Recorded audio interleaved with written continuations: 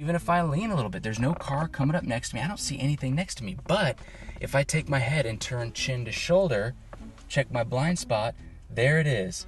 A tall cone right next to my car. Hi, my name is Micah with Driver's Ed Direct, and in this video today we are talking about blind spot checks for two reasons. First, as a driving instructor, I've noticed that a lot of people aren't checking their blind spots the right way. And second, I've noticed that a lot of people aren't checking their blind spots enough. So we're talking about both today in this video.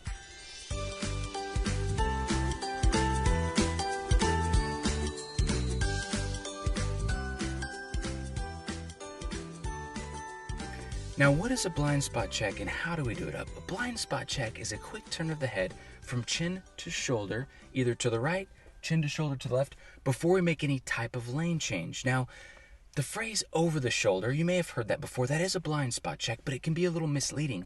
When I heard the phrase over the shoulder, I would turn my head and actually look over my shoulder. But if you look too far, it's hard to keep your car centered in the lane or without drifting. Now, your left and right mirrors actually show you what's really far over the shoulder behind the car. A blind spot check is just a quick glance, chin to shoulder, to see what's right out next to our car in a little area that our mirrors don't show us. Now, before we go on to talk about when we're supposed to do our blind spot checks, I want to show you how something can be hiding in our blind spot. So here I am, curbside parked. Let's say I want to pull away from the curb and go to the store. Now, if I check my rear view mirror, it looks good back there. I don't see anything coming up next to my car. As I check my left mirror, it looks pretty good too, even if I lean a little bit. There's no car coming up next to me. I don't see anything next to me. But if I take my head and turn chin to shoulder, check my blind spot, there it is. A tall cone right next to my car that I couldn't see in my mirrors. That is our blind spot to the left, and that could be a jogger, someone walking their dog, a cyclist, or even a car.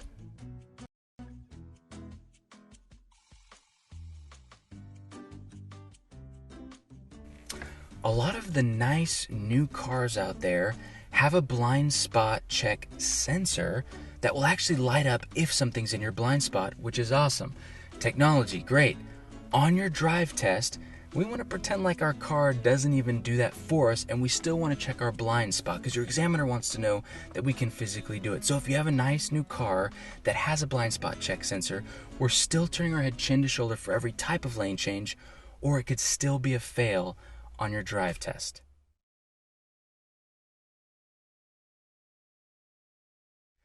Now let's talk about when we need to check our blind spots. I mentioned earlier that a lot of people don't check their blind spots enough, and that's because the DMV handbook says we need to check our blind spots before every left turn, right turn, or lane change on major streets. We also need to check our blind spots before we curbside park or before we pull away. If we miss one on the drive test, our examiner actually could give us an automatic fail. So if your examiner says, please make a left at the light, we need to check our blind spot before we get in the turn lane. If your examiner says, please make a right turn at the light, we need to check our blind spot to the right before we go into the curb, whether or not there's a bike lane.